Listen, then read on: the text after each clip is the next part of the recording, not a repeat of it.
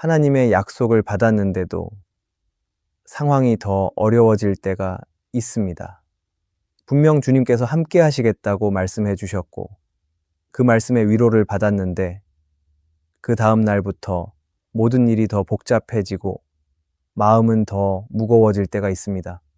기도하며 확신을 얻었다고 생각했는데 현실은 전혀 나아지지 않고 오히려 더 흔들릴 때가 있습니다. 사도행전 23장을 보면 바울도 그런 시간을 지나고 있었습니다. 예루살렘에서 붙잡혀 감옥과 같은 곳에 갇혀 있던 그에게 그날 밤 주님이 찾아오셔서 말씀하십니다. 담대하라. 네가 예루살렘에서 나의 일을 증언한 것 같이 로마에서도 증언하게 될 것이다. 바울에게는 너무도 분명하고 선명한 약속이었습니다. 그러나 바로 다음 날 40명의 유대인들이 바울을 죽이기 전에는 아무것도 먹지도 마시지도 않겠다고 맹세하며 움직이기 시작합니다. 그들이 누구였을까요? 그들은 전혀 하나님을 모르는 이방인들이 아니라 하나님을 믿는다고 말하던 사람들이었습니다. 율법을 지키고 성전을 소중히 여기며 자신은 하나님 편이라고 생각하던 사람들이었습니다. 그런데 그들의 생각과 행동은 전혀 하나님을 닮지 않았습니다. 결국 그들은 하나님의 도구가 아니라 사탄의 도구가 되어 바울을 죽이려는 일에 앞장서게 됩니다. 그런데 오늘날 하나님을 믿는다고 말하지만 사탄의 도구로 사용되는 사람들이 여전히 존재합니다. 그리고 어쩌면 우리 역시 그 자리에 서 있을 수 있습니다. 지금 내가 따르고 있는 생각이 정말 하나님께서 주신 것인지 아니면 나도 모르게 다른 목소리에 끌려가고 있는 건 아닌지 이 시간이 우리의 마음과 생각을 다시 점검하고 돌아보는 시간이 되기를 바랍니다. 첫째, 하나님을 위해서라는 이름으로 사탄의 도구가 되는 사람들이 있습니다. 사도행전 23장을 보면 40명의 유대인들이 바울을 죽이겠다고 모의합니다. 바울을 죽이기 전까지는 아무것도 먹지도 마시지도 않겠다고 맹세까지 합니다. 그들은 단순한 불량배들이 아니라 하나님을 잘 안다고 생각했던 사람들이었습니다. 율법을 따르며 살아온 신앙인이었고 하나님을 위해 일한다고 믿었을 것입니다. 그러나 그들의 열심은 잘못된 방향을 향해 있었고 결국 그들은 하나님을 위한다고 말하면서 사탄의 도구가 되어버렸습니다. 이 이야기가 먼 옛날의 일로만 느껴지지 않는 이유는 지금도 그런 모습이 여전히 우리 삶 속에서 반복되고 있기 때문입니다. 우리는 누구보다도 신앙이 있다고 말하면서 정작 다른 사람을 쉽게 판단하고 정죄할 때가 있습니다. 내 생각과 다르다는 이유로 누군가를 향해 마음속에서 선을 긋고 겉으로는 말하지 않아도 속으로는 비난과 분노를 품을 때가 있습니다. 교회를 위해서, 진리를 위해서라는 이유로 누군가를 밀어내고 배척하는 일이 신앙처럼 느껴질 때도 있습니다. 하지만 그 안에 하나님의 마음이 없다면 우리는 지금 하나님을 위한다고 말하면서도 전혀 다른 방향으로 걸어가고 있는 것입니다. 더 무서운 건 이런 왜곡된 신앙은 스스로 눈치채기 어렵다는 점입니다. 오히려 나는 더 의롭다고 느끼고 내 말과 행동이 정당하다고 확신하게 됩니다. 하지만 복음은 그런 식으로 누군가를 짓밟는 데 쓰라고 주신 게 아닙니다. 하나님은 언제나 사람을 살리는 쪽에 서 계셨고 예수님도 죄인을 정죄하는 대신 품고 회복시키셨습니다. 그러므로 우리가 아무리 옳은 말을 하고 있다고 해도 누군가를 찌르고 상처를 주고 무너뜨리고 있다면 그것은 하나님의 일이 아닙니다. 오늘 우리 안에도 바울을 죽이려 했던 40명의 모습이 숨어 있을 수 있습니다. 교회 안에서, 가정 안에서, 내 가까운 관계 안에서 그런 모습이 드러날 수 있습니다. 누군가의 말을 끝까지 들어보려 하지 않고 내 기준으로 재단하고 판단하며 겉으로는 침묵하고 있지만 속으로는 이미 선을 넘어버린 마음이 우리 안에 있을 수 있습니다. 그리고 그 마음을 하나님을 위한 마음이라고 착각할 수 있습니다. 그래서 우리는 자주 멈춰서야 합니다.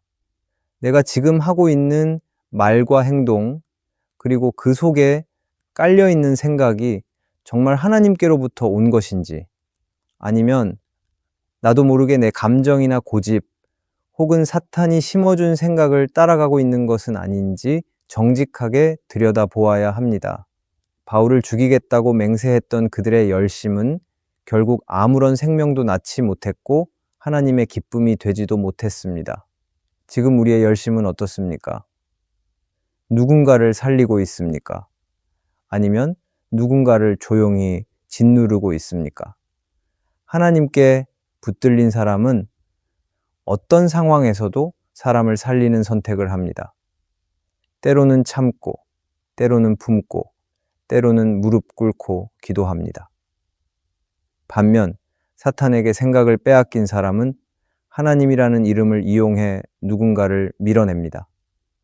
결국 그것은 신앙처럼 보이지만 복음과는 전혀 상관없는 모습입니다. 오늘 우리가 붙들려야 할 것은 오름이 아니라 하나님의 마음입니다. 하나님을 위해서라는 이름으로 사탄의 도구가 되지 않도록 내 안의 생각과 말과 행동을 정직하게 들여다보는 은혜가 우리 모두에게 있기를 바랍니다. 둘째, 거룩한 옷을 입어도 거룩한 생각이 없다면 사탄의 도구가 될 수 있습니다. 당시 유대 사회에서 종교 지도자라고 하면 사람들의 신뢰와 존경을 받는 위치였습니다. 대제사장과 장로들은 예배를 인도하고 율법을 가르치며 백성의 신앙을 이끌어가는 역할을 했습니다. 그런데 바울을 죽이겠다는 유대인들의 음모를 들은 그들이 아무 말도 하지 않고 조용히 동조합니다. 말리지도 않고 반대하지도 않습니다. 침묵이 곧 허락이 되었고 그들은 그렇게 어두운 계획에 함께 엮여버립니다. 옷은 거룩했지만 마음은 그렇지 않았습니다. 그런데 이 모습은 성경의 이야기만이 아니라 오늘 우리 안에서도 충분히 벌어질 수 있는 모습입니다. 교회 안에서 직분을 맡고 사람들 앞에 서고 신앙생활을 오래 해오다 보면 자연스럽게 책임이 따릅니다. 하지만 어느 순간부터 그 자리가 익숙해지고 겉모습은 여전히 신앙인 같지만 내 안의 생각과 마음은 점점 느슨해질 때가 있습니다. 나는 교회 안에서 존경받고 있고 사람들은 나에게 신실하다고 말하지만 실제로 내 안에는 분노가 자라고 있고 판단이 쌓여가고 있고 하나님의 뜻과는 전혀 상관없는 감정들이 자리를 잡고 있을 수도 있습니다. 문제는 그것이 너무 쉽게 감춰진다는 겁니다. 겉으로는 늘 친절하게 행동하고 겉으로는 예배도 드리고 봉사도 하지만 마음 안에서 누군가를 미워하거나 비교하거나 무시하는 마음이 자리를 잡기 시작하면 겉모습은 아무리 멀쩡해도 하나님 앞에서는 이미 마음이 무너지고 있는 것입니다. 신앙생활을 오래 할수록 더 조심해야 하는 이유가 여기에 있습니다. 나도 모르게 내 역할이나 자리를 신앙의 본질로 착각하게 되고 사람들이 나를 어떻게 보는지가 하나님이 나를 어떻게 보시는지보다 더 중요해질 수 있습니다. 그런데 하나님은 옷을 보시는 분이 아니라 중심을 보시는 분입니다. 하나님은 지금 내가 어떤 자리에 있느냐보다 그 자리를 어떤 마음으로 지키고 있느냐를 더 중요하게 보십니다. 어쩌면 우리는 신앙이라는 이유로 너무 많은 것을 조심스럽게 넘기고 있을지도 모릅니다.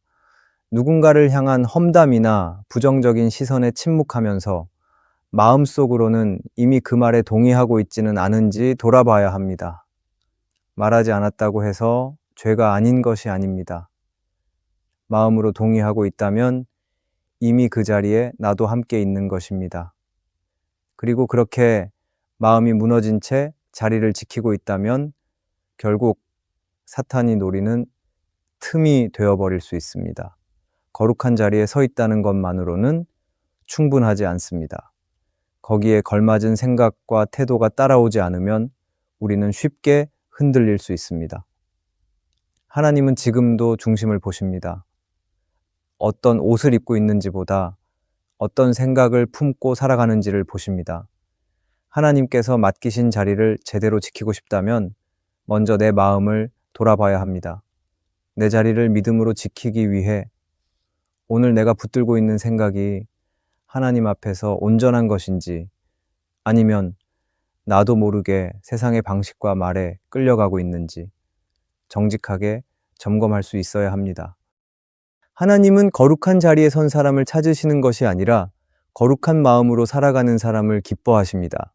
그 마음을 지키는 것이 신앙이고 그 중심을 지키는 것이 제사장 같은 삶입니다. 하나님 앞에서 쓰임받고 싶다면 먼저 내 안의 생각부터 살펴보아야 합니다.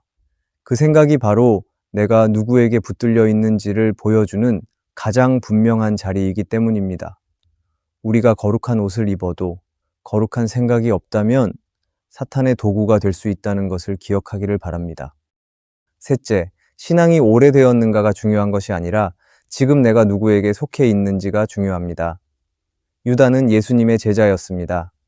3년 동안 예수님의 말씀을 듣고 예수님과 함께 먹고 자며 수많은 기적의 현장을 눈앞에서 보았습니다.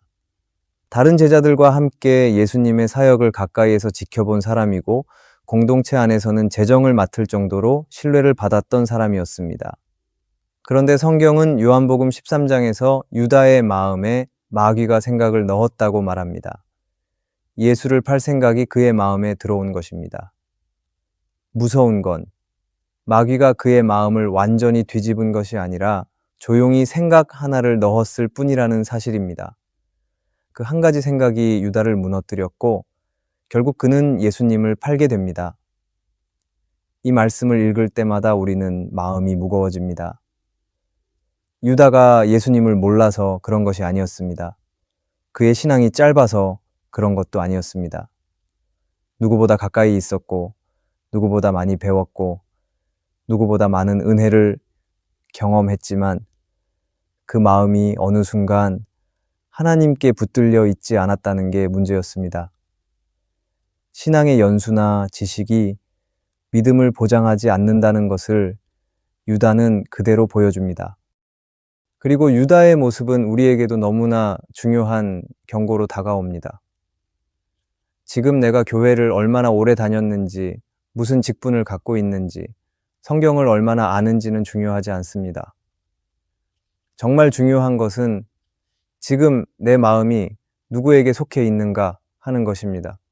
내 생각을 누가 지배하고 있는지, 내가 어떤 시선으로 사람을 바라보고 어떤 기준으로 말하고 행동하고 있는지를 정직하게 들여다보는 것이 훨씬 중요합니다.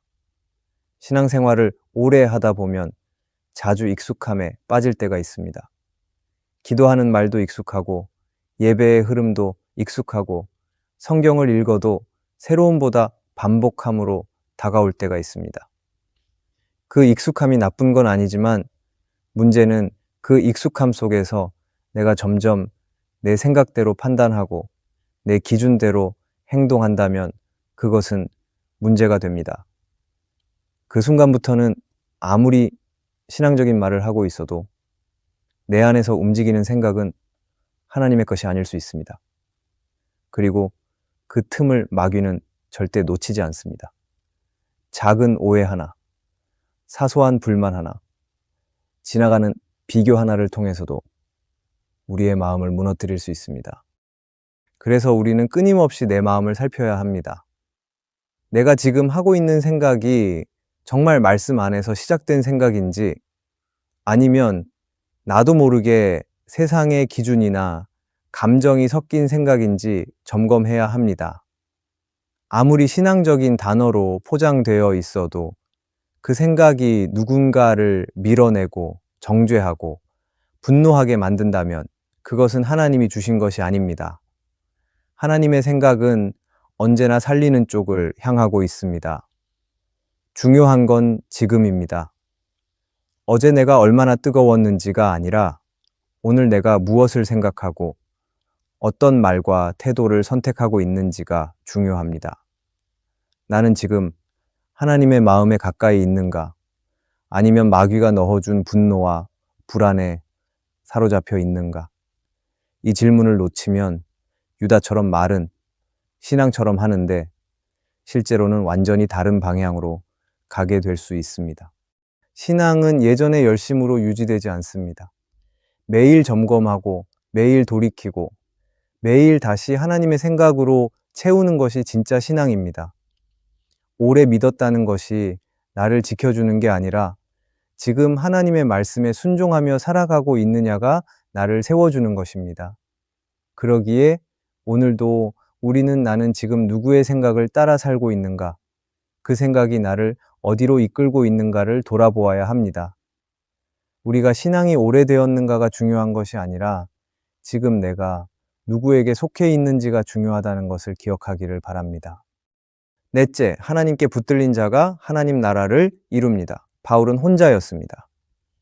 예루살렘에서 붙잡혔고 주변은 온통 자신을 죽이려는 사람들 뿐이었습니다. 게다가 유대인들만 그런 것이 아니라 그 상황을 보고도 아무 말 없이 묵인하는 종교 지도자들까지 있었습니다. 누구 하나 바울의 편을 들어주는 사람 없이 그는 외롭게 감옥 같은 공간에 갇혀 있었습니다. 하지만 바로 그날 밤 예수님께서 바울 곁에 찾아오십니다. 그리고 조용히 담대하라고 말씀하시며 예루살렘에서 나의 일을 증언한 것처럼 로마에서도 증언하게 될 것이라고 하십니다. 상황은 바뀐 게 없었지만 이 한마디가 바울에게는 결정적인 힘이 되었을 것입니다. 왜냐하면 하나님께서 여전히 자신과 함께하고 계신다는 확신을 다시 붙잡게 되었기 때문입니다. 우리는 때때로 이런 순간을 지나갑니다. 모든 게 막혀 있는 것 같고 아무도 나를 이해하지 못하는 것 같고 내가 가고 있는 길이 맞는 건지도 헷갈릴 때가 있습니다. 그러나 하나님께 붙들려 있는 사람은 상황이 아니라 하나님의 말씀을 기준으로 살아갑니다. 주변의 반응보다 하나님의 음성에 더 귀를 기울이고 사람들의 시선보다 하나님의 손길을 기다립니다. 그것이 하나님께 붙들린 자의 태도입니다. 반대로 아무리 신앙의 자리에 있다고 해도 내 마음이 하나님께 붙들려 있지 않으면 결국에는 내 감정이나 내 생각 혹은 세상의 방식에 끌려다니게 됩니다. 그때는 내 안의 열심이 아무리 커도 방향이 엇나가면 누군가를 찌르는 도구가 되기 쉽습니다. 그래서 하나님께 붙들린다는 건 단순히 신앙생활을 한다 하는 말로는 설명되지 않습니다. 그것은 지금 내 생각과 태도와 선택이 하나님의 마음 안에 머물고 있는지를 스스로 물어야 한다는 뜻입니다. 존 파이퍼는 그의 책 하나님을 기뻐하라에서 이렇게 말합니다. 하나님은 당신의 삶을 통해 하나님의 가치를 보여주시길 원하십니다. 결국 하나님께 붙들린 사람은 자신의 말과 행동을 통해 하나님의 성품을 드러내게 되어 있습니다. 다시 말해, 하나님께 붙들린 사람은 무너뜨리는 사람이 아니라 세우는 사람입니다. 살리는 사람이고 용서하는 사람이고 품어주는 사람입니다. 왜냐하면 하나님의 손에 붙들려 있으면 자연스럽게 하나님의 뜻이 흘러가기 때문입니다. 하나님 나라를 이룬다는 것은 거창한 일이 아닙니다. 복음을 크게 전하는 일, 눈에 띄는 사역을 하는 일만을 말하는 것이 아닙니다. 진짜 하나님 나라의 일은 내 안에서부터 시작됩니다. 오늘 누군가를 미워하고 있는 내 마음을 풀어내는 것, 용서하지 못했던 사람을 위해 기도하기 시작하는 것, 판단하려던 태도를 멈추고 한 번 더 이해해 보려는 것, 그것이 하나님 나라를 이루는 걸음입니다. 그리고 그런 사람을 통해 하나님은 지금도 조용히 하나님의 나라를 세워가십니다. 우리는 하나님을 믿는다고 말하는 것만으로는 충분하지 않습니다. 내가 서 있는 자리가 예배의 자리라 해도 내 마음과 생각이 하나님께 속해 있지 않다면 그 자리는 얼마든지 다른 방향으로 흘러갈 수 있기 때문입니다. 겉으로는 신앙인의 모습인데 마음은 이미 분노와 판단으로 가득 차 있을 수도 있고 나도 모르게 하나님의 이름을 빌려 누군가를 밀어내는 도구가 되어 있을 수도 있습니다. 우리는 누군가의 행동을 보며 쉽게 말할 때가 있습니다. 저 사람은 왜 저럴까? 저건 아니지 않나? 그런데 정작 그 판단하는 마음의 방향을 따라가 보면 거기엔 하나님이 없을 때가 많습니다. 진짜 돌아봐야 할 것은 다른 사람이 아니라 바로 내 마음의 흐름입니다. 지금 내 안에 흐르고 있는 생각, 그 생각이 하나님께로부터 온 것인지 아니면 내 감정이 만든 것인지 그것을 분별하지 않으면 신앙은 언제든 왜곡될 수 있습니다. 하나님은 우리에게 말씀이 중심이 되는 삶을 원하십니다. 생각을 세우는 기준도, 말을 선택하는 기준도, 행동의 방향도 결국 말씀 위에 서야 무너지지 않습니다. 오늘 우리에게 필요한 것은 더 많은 활동이나 더 큰 헌신보다 내 생각 하나를 말씀 앞에 세우는 훈련입니다. 매일 그 생각을 점검하고 말씀 앞에서 다시 돌이키는 그 사람이 하나님께 붙들린 사람입니다. 하나님의 나라는 그런 한 사람을 통해 시작됩니다. 눈에 띄지 않아도 조용히 기도하며 마음을 지키는 그 사람을 통해 하나님은 오늘도 일하고 계십니다. 지금 내가 하고 있는 생각, 지금 내가 흘려보내는 말, 지금 내가 품고 있는 태도가 하나님을 드러내고 있는지 아니면 나를 드러내고 있는지 정직하게 묻고 돌아볼 수 있다면 우리는 이미 그분의 손안에 있는 것입니다. 그리고 하나님은 그런 사람을 통해 하나님의 나라를 이루어 가십니다. 오늘의 말씀이 은혜가 되셨다면 댓글에 아멘이라고 적어주시면 감사하겠습니다. 여러분들이 남겨주시는 댓글은 정말 큰 힘이 됩니다. 그리고 여러분들이 눌러주시는 좋아요와 구독도 큰 힘이 됩니다. 오늘도 함께 해주셔서 감사합니다. 기도하겠습니다. 하나님 아버지, 오늘도 주님의 말씀 앞에 저희의 마음을 세웁니다. 하나님을 믿는다고 말하지만 때로는 저희의 생각이 주님과는 다른 길을 걷고 있었음을 고백합니다. 주님의 이름을 말하면서도 누군가를 판단하고 정죄하며 상처를 주는 자리에 서 있었던 저희의 모습을 불쌍히 여겨주시고 깨닫게 해주셔서 감사합니다. 하나님, 간구합니다. 저희의 생각을 지켜주시고 마음을 붙들어 주세요. 감정이 아닌 말씀 위에 믿음을 세우게 하시고 순간의 판단이 아닌 주님의 뜻을 따라 걸어가게 해주세요. 하나님께 붙들린 사람으로 살아가게 하시고 누군가를 살리는 말과 태도로 주님의 마음을 전하는 사람 되게 해주세요. 지금 이 자리에서 주님께 마음을 드립니다. 저희를 붙드시고 주님께서 원하시는 삶으로 이끌어 주시옵소서. 예수님의 이름으로 기도드립니다. 아멘.